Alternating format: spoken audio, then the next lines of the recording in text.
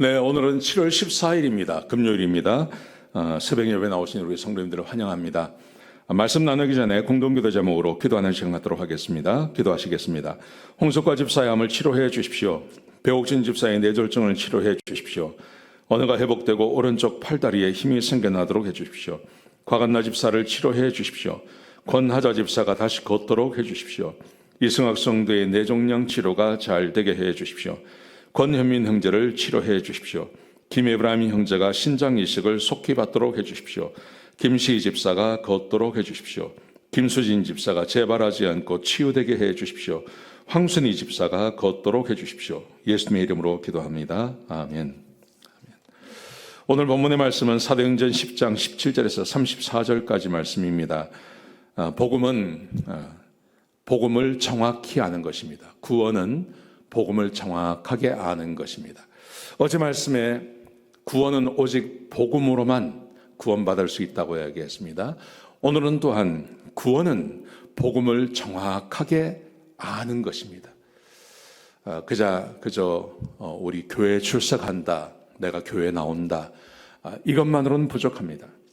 구원은 언제나 복음을 정확하게 아셔야 우리가 구원을 받을 수 있는 것입니다.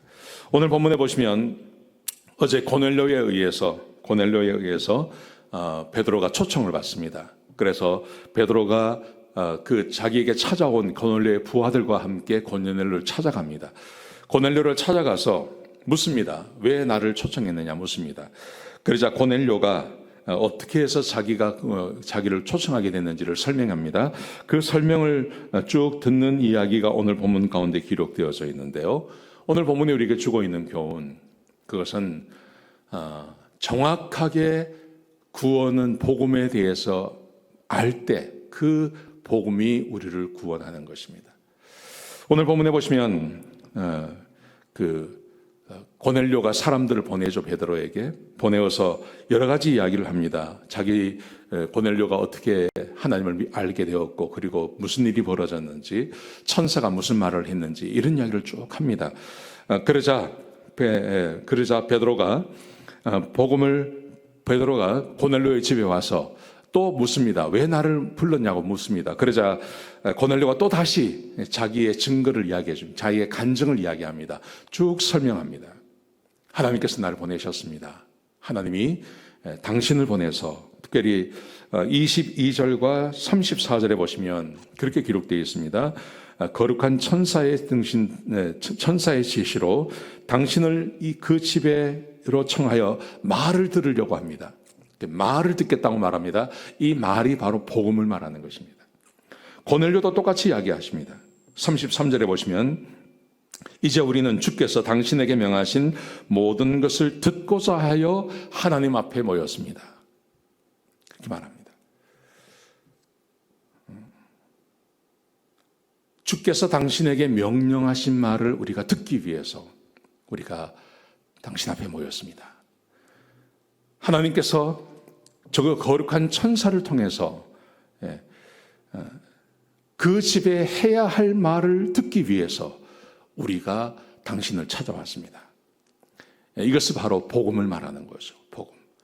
복음을 듣기 위해서 우리가 나왔습니다. 이렇게 말합니다. 여러분, 그리고 내일 말씀해 보시면 사도 바울이 진짜 복음을 전합니다. 진짜 복음을 전하는데요, 그 복음의 내용은 똑같습니다. 예수님은 하나님이십니다. 그런데 그 하나님이신 예수님이 사람들에게 죽임을 당합니다.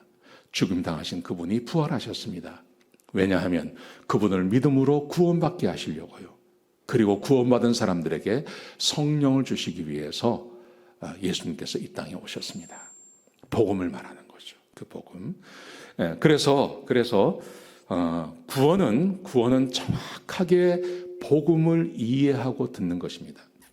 그래서 고넬료가 단순히 베드로를 요청할 때 베드로에게 와서 아무 말이나 하라는 말이 아닙니다.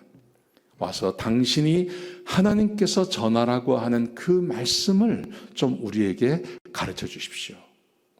우리가 그것을 듣겠습니다. 그렇게 말하죠. 그리고 복음을 들었을 때 그들에게 성령이 임하십니다. 성령께서 그들에게 임하셔서 그들이 하나님을 찬양하는 일이 생겨나지 않습니까? 여러분, 이게 바로 복음으로 인한 변화라고 할 수 있겠습니다. 구원은 언제나 정확한 복음을 듣는 데서 시작이 되는 것입니다. 제가 우리 교회에서 목회를 하면서 이렇게 한 가지 마음에 이렇게 부담이 되는 것이 뭐냐 하면 어떻게 구원을 받으셨습니까? 하고 여쭤보면요, 여러 가지 다른 말을 하시는 분들이 의외로 많으세요. 뭐 내가 눈물이 났습니다. 뭐 이런저런 이야기를 하시는 분들이 많으세요.